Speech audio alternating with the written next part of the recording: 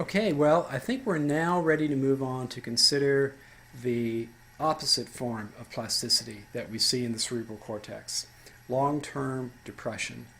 And this too was first studied and its mechanisms well understood within the hippocampus of the rodent model system. So we're going to use the very same Schaefer collateral connection from CA3 to CA1 in order to demonstrate long-term depression.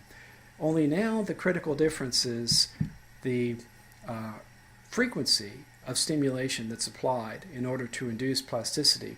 Whereas previously we had a short high-frequency burst of action potentials as our stimulus, now what we have is a more extensive period of low-frequency stimulation as our stimulus that induces long-term depression. And indeed, what is seen is when there is a period of low-frequency stimulation, 1 hertz as opposed to 100 hertz or even 500 hertz, what we find is a reduction by nearly 50% in the amplitude of the excitatory postsynaptic potential at that CA3 to CA1 Schaefer collateral synapse. So this is, in fact, long-term depression. Like long-term potentiation, long-term depression can be measured for very long periods of time, beyond the hour or so that is used here in this experiment. So long-term depression can last for days, for weeks, for months, as best as we have observed in our animal model work. We think, like long-term potentiation, this is a very important means of modifying synapses across a lifespan. Well, let's consider the molecular mechanisms of how long-term depression is induced and how it's sustained over time. Long-term depression, like long-term potentiation, require the activity of both the presynaptic element and the postsynaptic process. So there is a requirement for activity in order for the synapse to be depressed. But what's different is the nature of that activity. And I've already suggested what might be different. For long-term depression, there is low-frequency stimulation.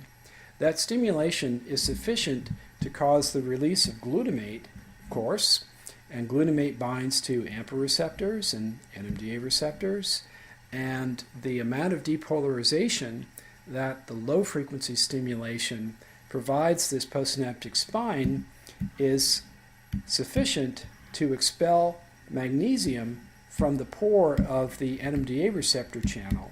However, the amount of depolarization that leads to depression is not so great that we have a rapid, high-level increase in postsynaptic calcium. Rather, the amount of calcium that rises within the spine is relatively modest compared to what we saw with the stimulus that gives rise to long-term potentiation. So what we have is a slower, lower level increase in postsynaptic calcium. That is critical. That lower level increase in postsynaptic calcium activates not protein kinases now, but phosphatases. So these protein phosphatases then dephosphorylate target proteins. And that seems to have the opposite effect on the proteins that traffic AMPA receptors between vesicular pools in the postsynaptic spine and the postsynaptic membrane. With the activation of these protein phosphatases, what we see is the internalization of AMPA receptors. So the removal of AMPA receptors from the postsynaptic membrane means that we cannot generate as much current density at that postsynaptic membrane when glutamate is released. And that, in effect, is the weakening of the postsynaptic process. So remember, both long-term potentiation and long-term depression require activity. They both require activation of AMPA receptors and glutamate receptors. The key difference is the level of postsynaptic calcium and the rate of rise of postsynaptic calcium. When calcium rushes into that postsynaptic membrane, then one might anticipate the activation of kinases and the insertion of new AMPA receptors leading to the potentiation of that synapse. But if the rise of calcium is slow and to a much lesser level, then we expect the activation of protein phosphatases and the internalization of AMPA receptors, thereby depressing the strength of that synaptic connection.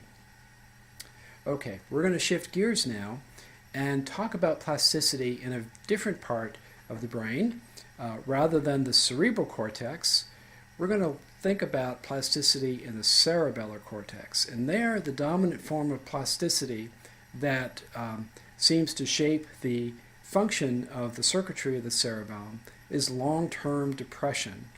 And there are some important differences in the details of long-term depression in the cerebellar cortex that I want you to know.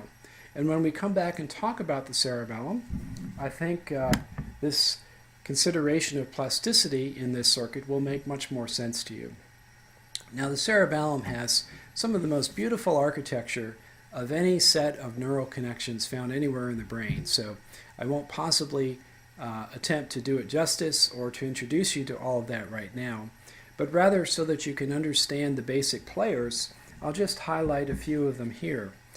The principal neuron that's found in the cortex of the cerebellum, it's not a pyramidal cell, but rather it's called a Purkinje cell.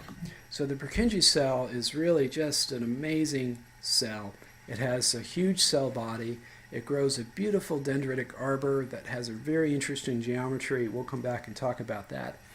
And the geometry of this dendrite allows it to receive perhaps as many as 100,000 or more inputs from tiny axons that run through this dendrite. So these axons are called parallel fibers, and as they pass through the dendrites of the Purkinje cells, they make synaptic connections. So the principal synapse in question when we consider long-term depression is the synaptic connection between the parallel fiber and the Purkinje cell. Now, there's another important connection that I need to tell you about that makes plasticity in the cerebellum possible. And it is the connection that comes from a nucleus in the brainstem that has a very nice name. It's called the inferior olivary nucleus. And if you'd looked at the outside of the medulla, you'd see something that we call the olive. And the olive is a bulge in the ventrolateral surface in the medulla caused by the growth and development of this nucleus. Well, this nucleus contains cells that grow out these very special axons that enter the cerebellar cortex and wrap around the primary dendrites of these cerebellar Purkinje cells. And because of this intimate relationship between these growing axons and the Purkinje cell dendrites, these axons are called climbing fibers. Now, these climbing fibers make an incredibly strong synaptic connection with the dendrites of the Purkinje neurons, perhaps the strongest synapse that we know about in the brain. It's right here in the cerebellum between the climbing fiber and the Purkinje cell. So we've got these two synaptic inputs onto the Purkinje cell that we're going to consider and see how their concurrent activation leads to the depression of the connection between the parallel fiber and the Purkinje cell. So again, we're thinking about the cerebellum. Just want to emphasize that point, not the cerebral cortex. So let's see what the phenomenon actually is. So the pairing of activity between the climbing fiber and the parallel fiber is what causes the depression in the strength of the connection between the parallel fiber and the Purkinje cell. So what we're going to measure here is the amplitude of the excitatory postsynaptic potential that is induced by stimulation of the parallel fiber.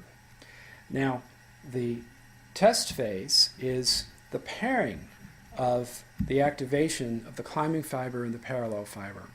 And what we see is that after that test phase, there is a reduction in the amplitude of the excitatory postsynaptic potential, so that this is now depressed by about 50%.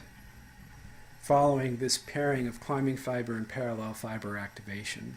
So this is long-term depression in the cerebellar cortex, and it's mediated via the internalization of AMPA receptors. So the synapse between the parallel fiber and the Purkinje cell is a glutamatergic synapse. Glutamate's released, it can interact with receptors for glutamate. Only here, notice that we do not have NMDA receptors, or at least NMDA receptors are not contributing in an important way to this form of cerebellar plasticity. Rather, what we have are metabotropic receptors for glutamate. So these metabotropic receptors, as you may recall, are receptors that activate G proteins that are associated with their cytoplasmic face. And those G proteins then can go on and activate other effector systems within the postsynaptic process. In this case, those effector systems involve phospholipase C and the IP2 pathways. That leads to the generation of IP3, or inositol triphosphate, and diacylglycerol. These second messenger systems can cause the release of calcium from intracellular stores. So calcium is flooding into this postsynaptic spine with the activation of this metabotropic glutamate receptor.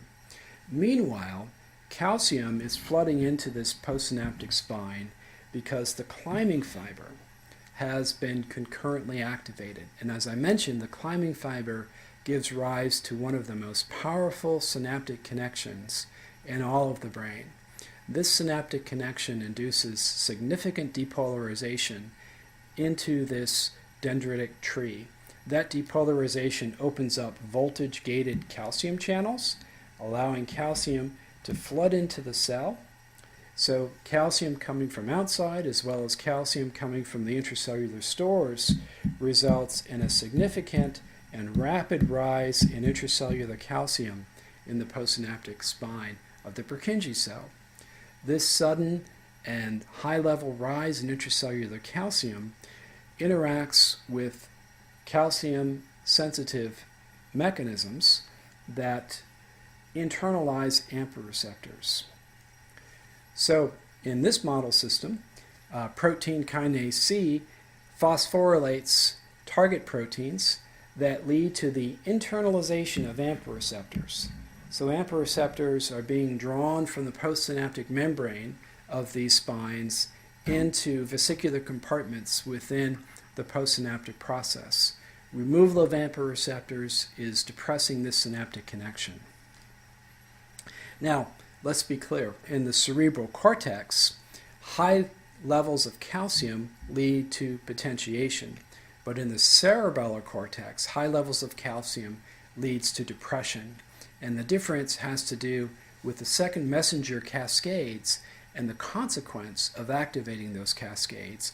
In the cerebral cortex, those cascades end up inserting AMPA receptors into the postsynaptic membrane. But here in the cerebellum, a different cascade leads to the internalization of AMPA receptors and the depression of that synaptic connection. Now we've come to the conclusion of this tutorial, and we're ready to begin to apply these concepts and think about how synaptic plasticity might play out in the context of ongoing patterns of activity in the brain, rather than those induced by stimulating with microelectrodes in experimental situations. And this brings us to a fairly new discovery in our growing understanding of the mechanisms of synaptic plasticity. So our next tutorial will be about spike timing dependent plasticity. I'll see you then.